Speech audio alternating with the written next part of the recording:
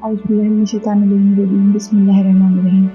मैं पारस रज़ा पारस टीवी में आप सबको खुशामदीद कहती हूँ। उम्मीद करती हूँ कि आप सब लोग खैरियत से होंगे।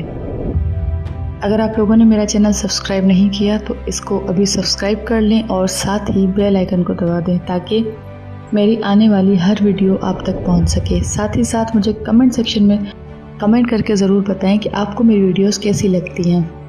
रमज़ान करीम, जहाँ पर ये रमज़ान रहमतों, मग़फ़िरतों और बरकतों का महीना है, वहीं पर ये रमज़ान अली व औलादे अली पर क़यामत बनकर टूटा। जो ही रमज़ान का चाँद नमूदार हुआ, बीबी ज़ैनब ने चाँद को देखकर कहा कि ए ज़ैनब, तेरी यतीमी का ऐलान हो गया। मौला अली अलैहिस्सलाम की हयात के आखिरी अयाम थे। इन ख़बरों के बाइस जो जनाब रसूल अकरम दे चुके थे और इन अलामतों के सबब जिनका इजहार ख़ुद मौला अली अलैहिस्सलाम फरमा चुके थे, आपके अहले खाना और आपके असहाब परेशान और मुस्तरिब थे, क्योंकि मौला अली अलैहिस्सलाम अजीब बातें बयान फरमाते थे। इस माह में आप अपनी औलाद के घर रोज़ा इफ्तार फरमाते, हर रात किसी एक के मेहमान होते।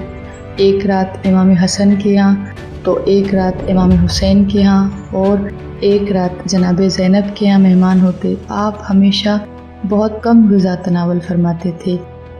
आपको इस हाल में देखकर आपकी औलाद का दिल जलता था और वाकई उनके आंसू निकल आते थे। कभी पूछते, बाबा जान, आप इस कदर कम ग़िज़ा क्यों तनावल फरमाते हैं? इमाम फरमाते, मैं चाहता हूँ कि खुदाए मुताल से इस हाल में मुलाकात करूँ कि मेरा शिकम भूखा हो। आपकी औलाद समझ जाती कि अली हालत इंतज़ार में है।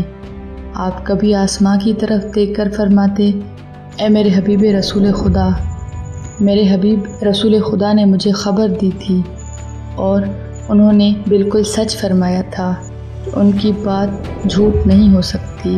वो वक्त नज़दीक है। 13 रमज़ान के दिन आपने एक ऐसी बात कह दी थी कि जिसने परेशानी और बढ़ा दी। बज़ाहिर जुम्मे का दिन था, आप खुतबा दे रहे थे। खुतबे के दौरान आपने मौला इमाम हुसैन अलैहिस्सलाम से पूछा कि बेटा, इस माह के कितने दिन बाकी हैं? उन्होंने फरमाया, बाबा जान, 17 दिन बाकी हैं। मौला इमाम अली अलैहिस्सलाम ने फरमाया, हाँ, बहुत जल्द मेरी दाढ़ी मेरे खून से रंगीन हो जाएगी। इस दाढ़ी के खून से रंगीन होने का वक्त करीब है। जज़ाकल्लाहु खैर। अल्लाहुम्मा सल्ली अला मुहम्मदिन व आले मुहम्मद व अज्जिल फरजहु।